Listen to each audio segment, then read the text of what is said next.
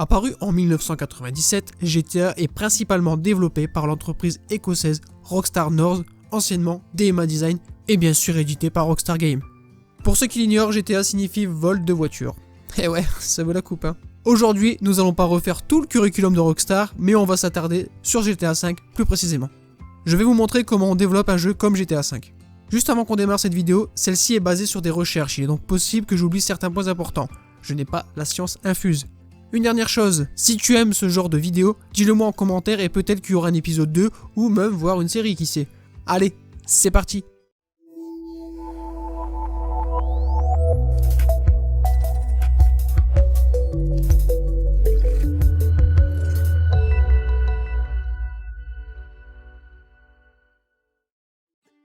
Ah, GTA V.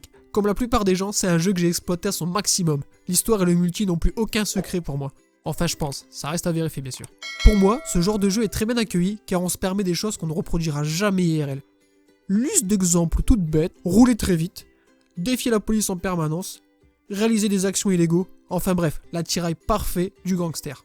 C'est donc un jeu à ne pas mettre entre toutes les mains. Ouais, je te vois Kevin, 12 ans, déscolarisé, formateur sur Fortnite le soir. Hein. Bref, passons au développement du jeu. Alors pour ce faire, vous allez avoir besoin de 2 cubes de cubor. Je déconne. Hein. Vous allez avoir besoin de 265 millions de dollars. Enfin non, en euros ça fait 227 261 250 euros. Je suis gentil, les centimes c'est pour moi, c'est cadeau. Ensuite, il va falloir apprendre le langage C++. Et ouais, fini les jeux créés sous Mario Maker, Minecraft et autres. Tu es parti pour quelques années avant de maîtriser parfaitement ce langage. Manque de choses, eh ben c'est loin d'être le plus simple. Bien évidemment, il va te falloir un moteur graphique pour la map, les personnages, etc. Rockstar ont leur propre moteur nommé Rage, secondé par Euphoria, n'espère pas l'utiliser pour ton futur GTA-like. Parce qu'évidemment, il appartient à Rockstar. Tu peux te tourner vers des logiciels moins onéreux comme Unreal Engine ou Unity. Le résultat ne sera certes pas identique à Rockstar, mais tu peux déjà faire de grandes choses. Continuons.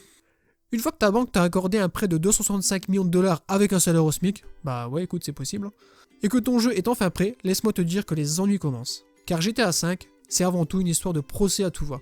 Rockstar a eu le droit à des censures dans plein de pays différents et GTA San Andreas a même failli être interdit au moins de 21 ans à cause du mode Hot Coffee. Tu n'as jamais entendu parler de ce mode? Ouais, bien sûr, je vais te croire.